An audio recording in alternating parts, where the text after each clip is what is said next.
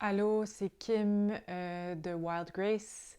Alors, je voulais vous parler un petit peu plus de l'Ayurveda dans cette vidéo. Donc, vous expliquer un peu juste les principes de base très rapidement. Vous avez sûrement entendu parler des doshas, Vata, Pitta, Kapha, mais je voulais venir démystifier un peu plus ce qu'étaient les doshas, puis les archétypes des doshas. Donc, on regarde l'univers à travers les éléments. Pour avoir la vie, il faut les 5 éléments de l'air, l'espace, le feu, l'eau et la terre. Donc, l'Ayurveda a décidé de regrouper ces éléments par type, pour gouverner différentes choses ou regrouper différentes choses qui sont gouvernées par la physiologie, par exemple. Donc, on a l'énergie du mouvement qui va regrouper les éléments de l'air et l'espace. On parle du dosha Vata. Donc, le feu et l'eau gouvernent les énergies de transformation dans le corps. Donc, on va parler de du dosha Pitta.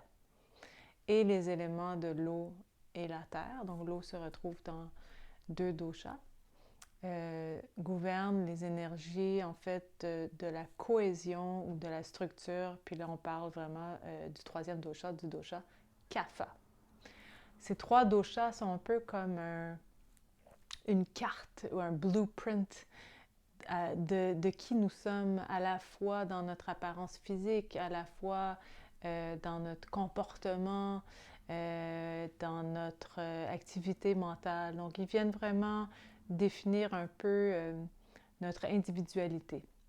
Nous avons les 3 doshas en nous. Tout le monde a les 3 doshas, Vata, Pitta, Kapha, car on a besoin de ces 3 doshas-là qui gouvernent, comme j'ai dit, différentes fonctions dont on a tous besoin et dont la vie a besoin pour exister même. Puis ce qui arrive, c'est que, en gros, les gens ont une prédominance générale de un ou de 2 doshas. Donc, on parle de quelqu'un qui est plus Vata, justement, comme quelqu'un qui a un dosha Vata plus élevé et le dosha Pitta Kapha un peu moins élevé. Et je vais vous expliquer rapidement les archétypes donc des 3 doshas. Vous allez peut-être pouvoir vous reconnaître plus dans un que dans l'autre. Alors, on a le dosha Vata qui est gouverné, comme je disais, par les éléments de l'air et de l'espace. Donc, on peut penser au vent. Alors, le Vata, c'est quelqu'un qui est d'une physionomie fine, des os fins, une peau fine, qui est beaucoup dans le mouvement au niveau du mental, même au niveau de la digestion. Il y a beaucoup de choses qui se passent. Donc, il y a un excès d'air qui vient apporter une sécheresse, qui peut venir apporter une sécheresse au niveau de la peau, au niveau des cheveux, au niveau interne. Ça peut être des ballonnements, des crampes, des douleurs prémenstruelles excessives, très, très, très douloureuses. Euh, de la constipation, par exemple. Au niveau des émotions, il y a plus d'anxiété dans ce type de dosha, plus de peur, d'instabilité. Et on veut venir, en général, pour équilibrer le dosha Vata, de l'enracinement. On veut ramener du calme, on veut ramener une douceur, une lenteur. Pour l'archétype Pitta, ça va être le profil de quelqu'un qui a une ossature plutôt moyenne. Même chose pour la qualité de la peau, une peau moyenne, etc. C'est l'élément du feu. Alors, on a un tempérament aussi de feu, d'intensité,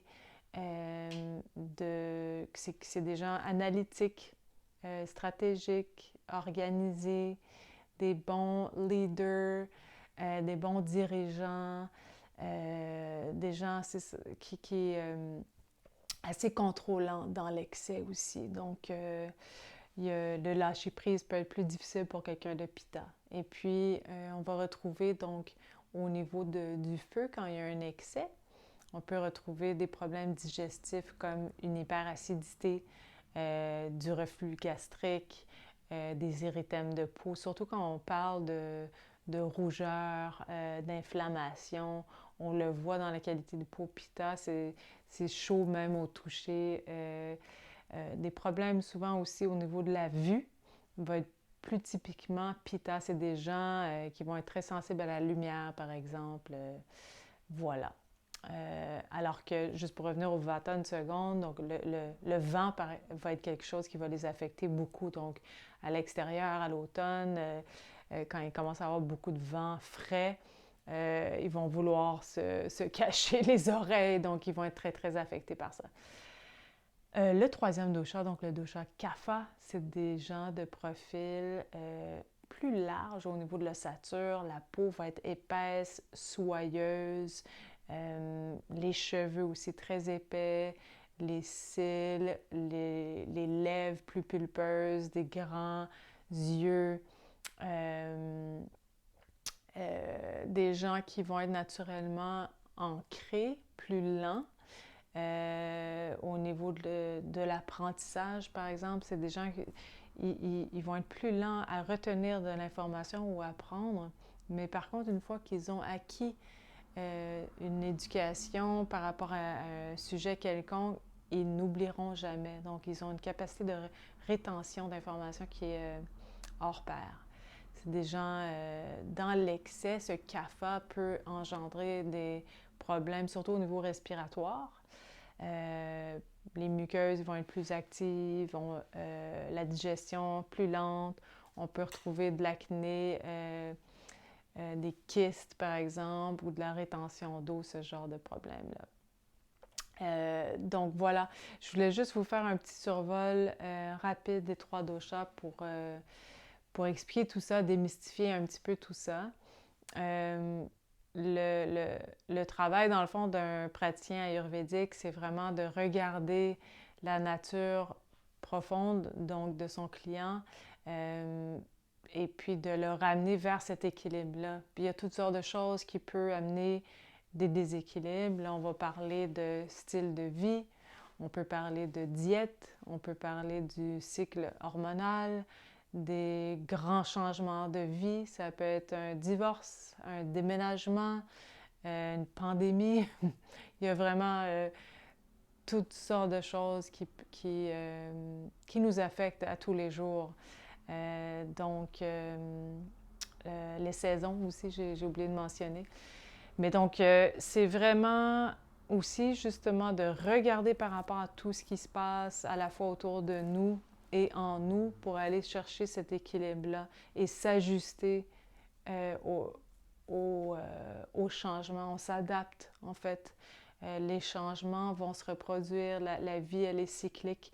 Alors, il y a des hauts, des bas, mais il y a surtout ces cycles. Donc, c'est de nous ramener en fait dans une certaine fluidité pour qu'on puisse danser avec aisance avec ces cycles de vie, prendre plaisir et puis de comprendre pourquoi on peut être dans un état d'équilibre. C'est surtout ça le secret parce que c'est impossible d'éviter complètement les déséquilibres. Ça nous arrive à tous. Et l'idée est vraiment d'en connaître la source. Donc, l'Ayurveda est intéressé à aller vraiment à la racine, à la cause des problèmes et non pas de regarder une situation juste par rapport aux symptômes puis de soulager les symptômes. Alors, dès qu'on comprend la cause, on peut vraiment travailler d'une façon efficace et durable. Et puis, voilà le secret de l'Ayurveda. Alors, à plus tard. Bye!